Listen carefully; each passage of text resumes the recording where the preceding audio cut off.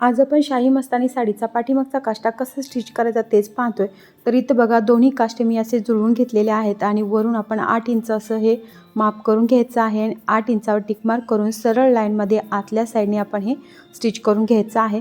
बऱ्याच फ्रेंड्स म्हणत होत्या की डीपमध्ये डिटेलमध्ये शॉर्ट व्हिडिओज टाका, त्यासाठी मी हे सर्व व्हिडिओज टाकत आहेत। आणि हे बघा स्टिच केल्यानंतर असा लुक येईल। तर पहिल्यांदा आपण असं हे 8 इंचावरती दोन्ही काष्टे जुळवून अशा ह्या फक्त बॉर्डर जुळवून त्याच्यावरून टिप मारून घेणार आहोत। तर डबल टिप मारलेली आहे आणि हे बघा ओपन केल्यानंतर असा लुक येईल।